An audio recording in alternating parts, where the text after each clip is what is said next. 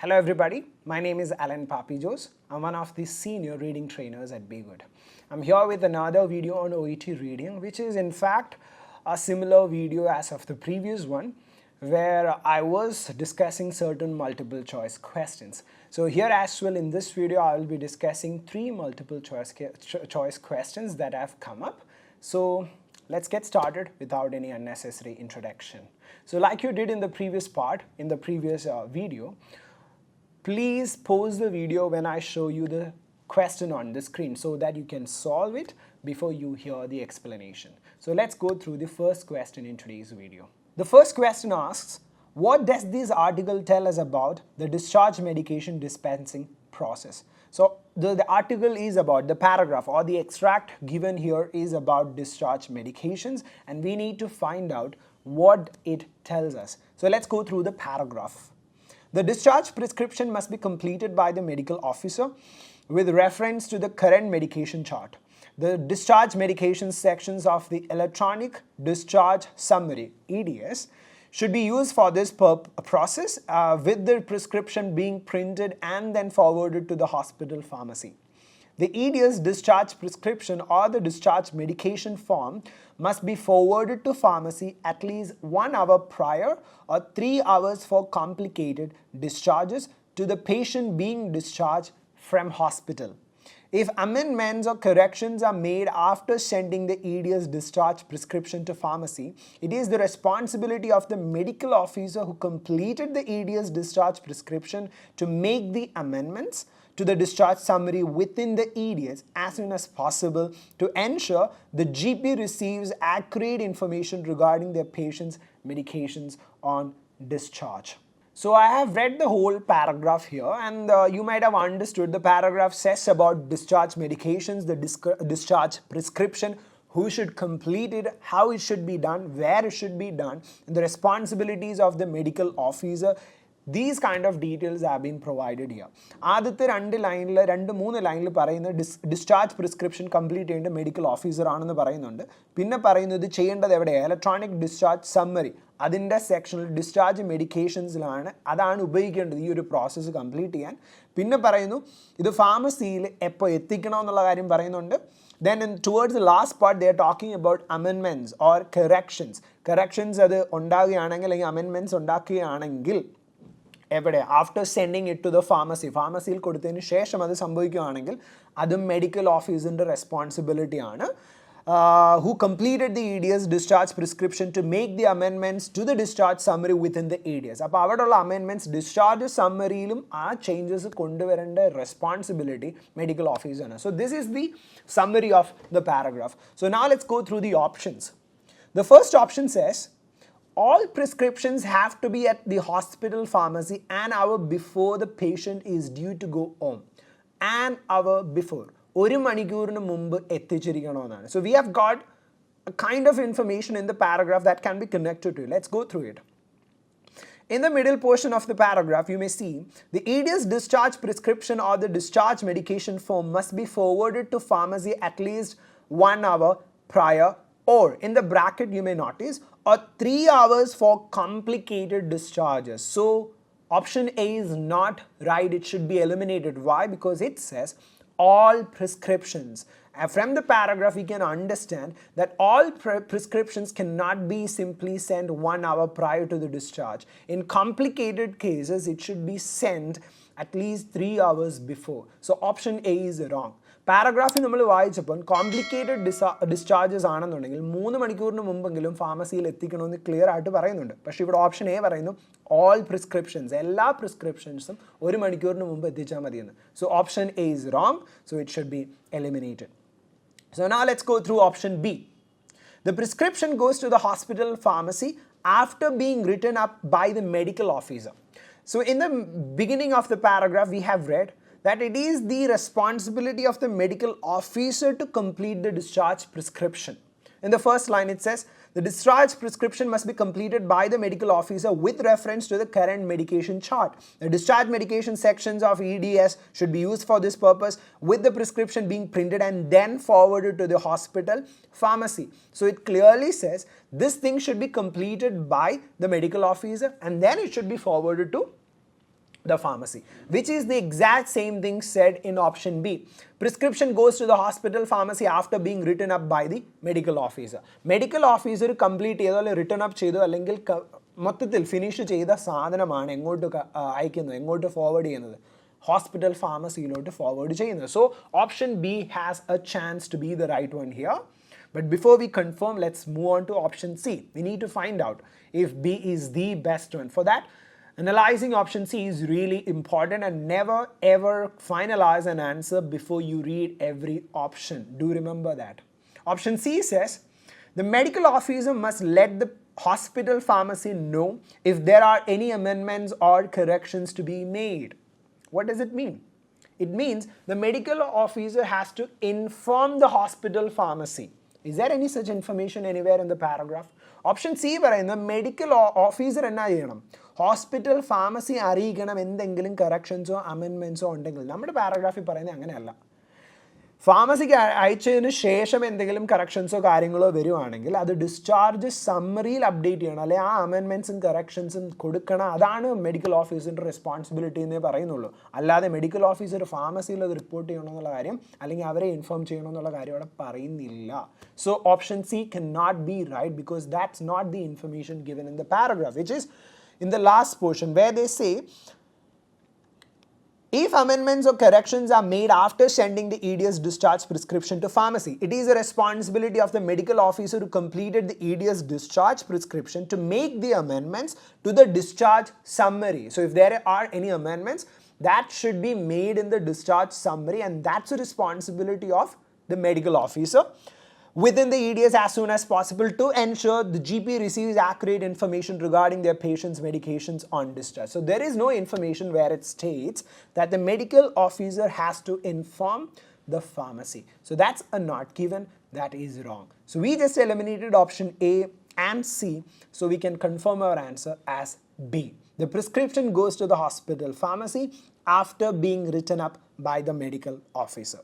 Now let's discuss second question, which again you can find on the screen. Pause the video, try to solve it before you listen to the explanation. The question number 2 asks, the phrase dodged a bullet is used to emphasize that. So it's about a phrase which you can find in the paragraph. Let's go through the paragraph right now, especially the beginning portion. By the end of the year, 18 people in Hong Kong had become sick and 6 had died. That's a remarkably high mortality rate. If seasonal flu were as virulent, it would kill 20 million Americans a year. Hong Kong health officials, fearing that the virus was on the verge of becoming extremely contagious, acted forcefully to build a moat around the outbreak. During the last week of December, they destroyed every chicken in the city. The tactic worked. Bird flu disappeared, at least for a while. We felt we had dodged a bullet, KG Fukuda told me earlier this year when I visited him in his office at the World Health Organization's headquarters in Geneva. Fukuda, as the Assistant Director General of Health, Security and Environment, oversees influenza planning. At the end of 1997, when he was the chief influenza epidemiologist at the Centers of Disease Control and Prevention in Atlanta, he spent a few tense weeks in Hong Kong searching for clues to how the virus was transmitted from chickens to humans and whether it would set off a global pandemic. It was a very scary time, he said, and we were bracing ourselves for the worst, but by the end of the month, nobody else got sick, so we crossed our fingers and went back to Atlanta. So I just read the whole paragraph, and you may say it's about a flu they are talking about, a bird flu they're talking about. So we need to find out what the phrase dodged a bullet means in this specific paragraph. So we have seen that in the first portion of the paragraph, they're talking about Hong Kong, where there were 18 people who were sick of this because of this flu, and out of that 6 died, which is relatively showing a high mortality rate. So this was frightening. Then they are talking about Americans there. That's just a hypothetical situation. Then they were telling about creating or building a moat around the outbreak, kind of a cover around the outbreak by destroying the chicken, every chicken in the city, and that kind of worked for them. So then you will find a sentence where they say, we felt we had dodged a bullet. KG Fukuda told me earlier this year. So let's go through the options right now. So I know I paragraph നമ്മളുടെ ഈ പാരഗ്രാഫിനകത്ത് പറഞ്ഞേക്കുന്നു ഒരു bird ഫ്ലൂവിൻ്റെ കാര്യമാണ് പറയുന്നത്. അതിനകത്ത് ഹോങ്കോങ്ങിൻ്റെ കുറച്ച് കാര്യങ്ങൾ പറയുന്നുണ്ട്. അവിടെ 18 പേർക്ക് മൊത്തത്തിൽ ഈ പ്രശ്നം വന്നു, അസുഖം വന്നു. അതിനകത്ത് 6 പേര് മരിച്ചു. അപ്പോൾ തന്നെ ഹൈ മോർട്ടാലിറ്റി റേറ്റ് ആണ്. ഇത് ഇവന്മാരെ എല്ലാം പേടിപ്പിച്ചു. എന്നിട്ട് അമേരിക്കൻസിൻ്റെ ഇടയിലാണ് ഒരു പക്ഷേ ഇത്ര ആൾക്കാരെ കൊന്നേനെ എന്നൊക്കെ പറയുന്നുണ്ട്. എന്നിട്ട് അവർക്ക് പേടിയുള്ള കാര്യം പറഞ്ഞു, fearing that A virus was on the verge of becoming extremely contagious. ഒരുപാട് സ്പ്രെഡ് ചെയ്യുമെന്നുള്ള പേടിയും കാര്യങ്ങളും അവർക്ക് നല്ല വൃത്തിക്കുണ്ട്. അതിനുള്ള ഒരു വഴിയായിട്ട് അവർ ചെയ്ത കാര്യം എന്ന് പറഞ്ഞാൽ ഇത്രയേ ഉള്ളൂ, സിറ്റിയിലുള്ള എല്ലാ ചിക്കൻസിനെയും അവർ കൊന്നു. അത് കാരണം അവർക്ക് എന്തോ പറ്റിയെന്ന് പറഞ്ഞു, ബേർഡ് ഫ്ലൂ ഡിസപ്പിയർ ആയി അറ്റ്ലീസ്റ്റ് ഫോർ എ വൈൽ. അപ്പോൾ എങ്ങനെയോ ഒരു ബുള്ളറ്റ് അവർ ഡോഡ്ജ് ചെയ്തു, ഡോഡ്ജിങ് എ ബുള്ളറ്റ് എന്നാണ് പറഞ്ഞിരിക്കുന്നത്. Let's go through the options now. Option A says, the phrase dodge a bullet is used to emphasize that the problem was solved once and for all. എന്നേക്കുമായി ആ പ്രശ്നം പരിഹരിക്കപ്പെട്ടു. നമ്മളുടെ പാരഗ്രാഫിൽ അവർ clear ആയിട്ട് പറയുന്നുണ്ട്, bird flu disappear at least for a while. കുറച്ച് നാളത്തേക്കെങ്കിലും അത് പോയെന്നാണ് പറഞ്ഞത്, which is directly contradicting with option A. So it is clear from the paragraph that it was not eradicated forever. It was just for a limited period of time. So problem was solved once and for all. It's contradicting idea, so that has to be eliminated. Option A തെറ്റാണ്, കാരണം അത് contradict ചെയ്യുന്നുണ്ട്. ഇവിടെ പറയുന്നുണ്ട് കുറച്ച് നാളത്തേക്കെങ്കിലും എന്നാ പറയുന്നത്, പക്ഷേ ഓപ്ഷൻ എ എന്നാ പറയുന്നത് എന്നേക്കുമായിട്ട് അതങ്ങ് പോയെന്ന്. അത് തെറ്റാണ് information. So option A is wrong. Option B says people of Hong Kong are far safer than Americans. It's a kind of comparison, but where is a comparison in the paragraph? ഇവിടെ പറയുന്നതെന്ന് പറഞ്ഞു കഴിഞ്ഞാൽ 18 പേരുണ്ടായിരുന്നു, അതിൽ 6 പേരും മരിച്ചു.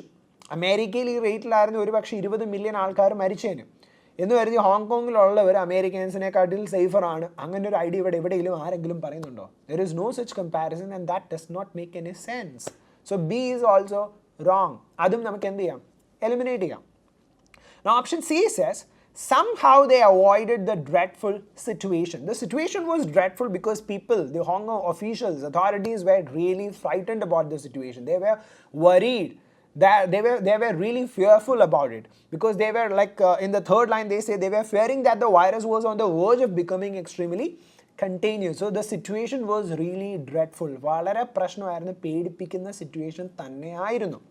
അവരെങ്ങനെയൊക്കെയോ അത് അവോയ്ഡ് ചെയ്തു എന്നാണ് ഓപ്ഷൻ സി പറഞ്ഞേക്കുന്നത്. നമ്മളുടെ പാരഗ്രാഫിലും ഏറെക്കുറെ അങ്ങനെ ഒരു ഐഡിയ ആണ് വരുന്നത്. അവരെന്ത് ചെയ്തു? മുമ്പേ ഞാൻ പറഞ്ഞ പോലെ എല്ലാ ചിക്കനെയും അവർ കൊന്നതിന് ശേഷം ഈ സംഭവം കുറച്ച് നാളത്തേക്കെങ്കിലും എന്ത് ചെയ്തു? ഒന്ന് ഒഴിവാക്കിയിട്ട് ബേർഡ് ഫ്ലൂ അങ്ങ് പോയി എന്നാണ് പറഞ്ഞേക്കുന്നത്. സോ അതിനൊരു ചാൻസ് ഉണ്ട്. ദേ സംഹൗ എങ്ങനെയൊക്കെയോ they avoided this situation. Option D says the mortality rate was brought down. So ഇങ്ങനെ ഇപ്പോൾ ചെയ്തതുകൊണ്ട് by killing every chicken in the city, are they telling us that the mortality rate was reduced? No, they are telling us at least if it was for a while, they were able to make the bird flu disappear from there. അല്ല ചുമ്മാ mortality rate കുറച്ചു എന്നുള്ളതല്ല അവിടെ പറയുന്നത്. Bird flu തന്നെ കുറച്ച് നാളത്തേക്കാണെങ്കിൽ പോലും അതവിടെ ഡിസപ്പിയർ ആക്കി എന്നാണ് പറയുന്നത്. So D is also wrong.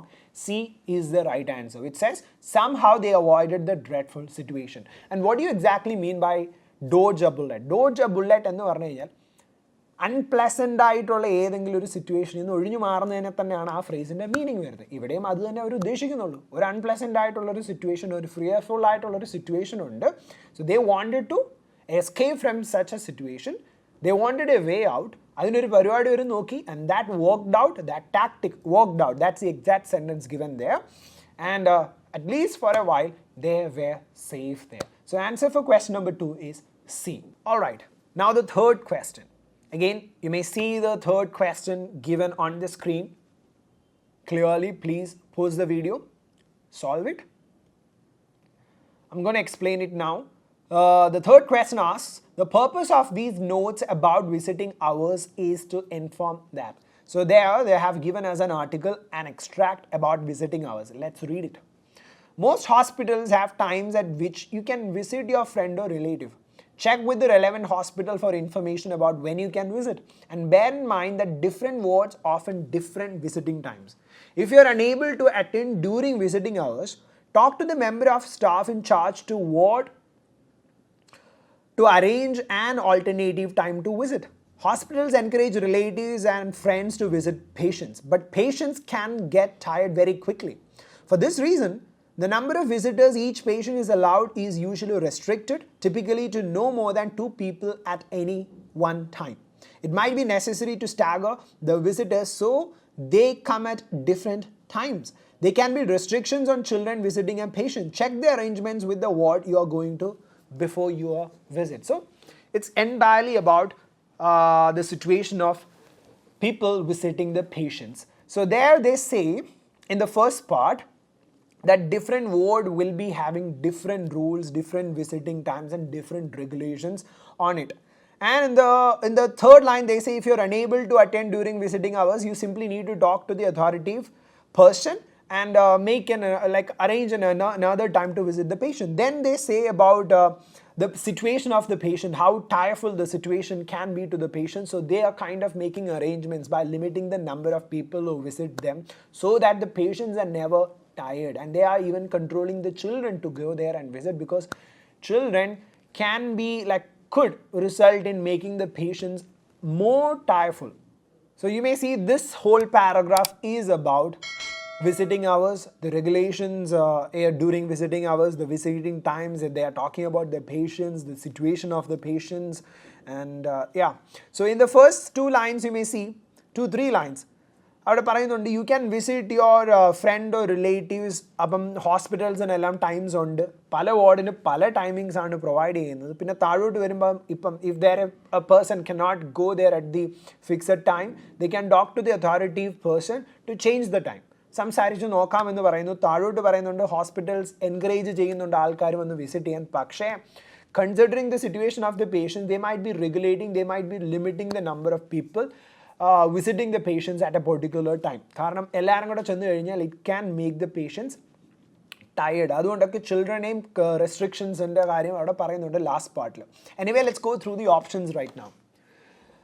So the first option says the purpose of these notes about visiting hours is to inform that hospitals usually are not interested in visitors, especially children.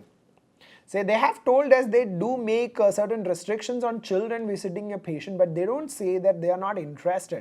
In fact, there is an information directly given here in the paragraph where they say hospitals encourage relatives and friends to visit patients. It's a direct information, so it's directly contradicting to option A.